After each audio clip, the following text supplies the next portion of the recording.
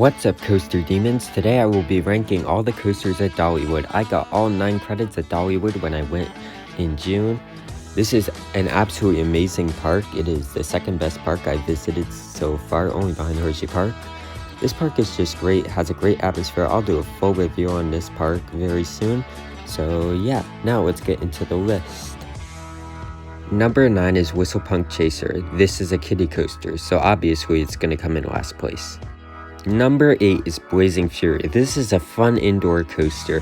However, it feels more like a dark ride than an actual coaster. There's actually 3 very good airtime moments, which are 3 drops that you actually get some strong airtime, strong floater on those drops. This is a fun family coaster. However, some sections of the ride are pretty boring. Overall, this is a pretty okay ride. Number 7 is FLIER. This is a very fun family coaster with actually some decent forces. That first turn after the first drop is actually pretty intense, and then the ride has some pretty good laterals. The ride is pretty short, but it's overall a pretty fun ride. Number 6 is FLIER Chaser Express. This is a fun family coaster. This feels like a downscale Verbolten. Verbolten is definitely way better than this. However, this is still a fun ride. That first launch is actually pretty fun as it actually feels way faster than it actually goes. The rest of the ride actually has some good laterals, and there's even some airtime moments that are pretty fun. The reverse launch is also pretty cool as well. The ride is actually pretty long, I felt like, even though it's not that long. I felt like it was longer than it actually was. Overall, this is a really fun family coaster that I liked more than I thought I would. It's nothing special at all, but it's still a fun ride. Number 5 is Mystery Mine. This is a really fun ride. There's some great hang time. That final inversion is awesome. There's also 3 pretty good ejector airtime moments. The first drop out of the station, the final big drop, and the hop into the brake run. You're going to get some really good airtime actually. The first half of the ride is not that good, but the second half makes up for it because you just have that amazing drop and then that awesome inversion. The restraints aren't very good, but overall this ride is actually pretty good. It has some great theming. It's just overall a really fun ride that I really enjoyed. This is a really fun ride and I really enjoyed it. Number 4 is Wild Eagle. I wasn't expecting to like this ride very much because I heard it wasn't that good. However, when I got off it, I really liked it. I thought the inversions were really fun. The drop in the back roll was absolutely insane with some really strong airtime surprisingly, and there's great hang time on the final inversion actually. Also, the first loop is pretty whippy in the back row, and this is just overall a really fun ride. This was my first B&M wing coaster I've ridden, and currently the only one I've ridden. I'm riding Gatekeeper soon, but at the moment this is the only one I've ridden, and I really enjoyed it. There's some good forces. At the bottom of the drop, it actually kind of numbs your feet, because I found the bottom of the drop to pull some really good forces.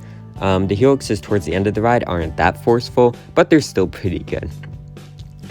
This ride is definitely short, but I actually really liked it. I wasn't expecting to like this ride that much, as I said, but I actually really enjoyed it. This is overall a great ride, and I really enjoyed it.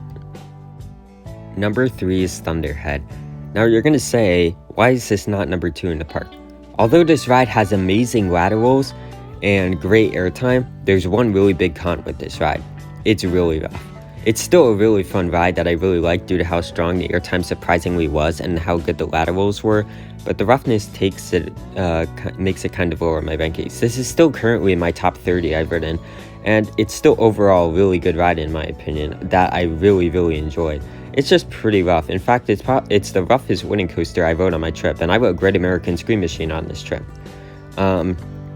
Overall, this is still a really good ride that I really liked. As I said, it's in my top 30 still, even though it's really rough. This is a really fun ride that it's definitely a must ride when you go to Dollywood, but it definitely wasn't as good as I was expecting. Still, overall, this is an amazing ride. Number 2 is Tennessee Tornado. When I first got off this was my number 3 in the park.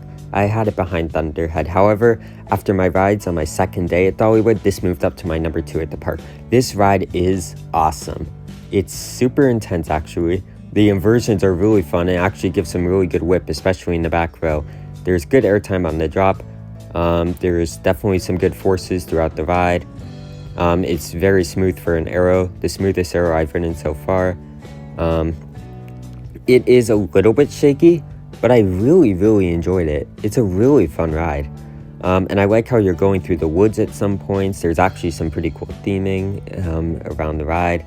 This is overall a really fun ride that I really enjoyed, and it's currently in my top 25. It's my number 24. However, after I do my Ohio trip, I know this is definitely going to drop a lot in my rankings. But overall, this is an amazing ride that I really liked. I liked it way more than I was expecting I would.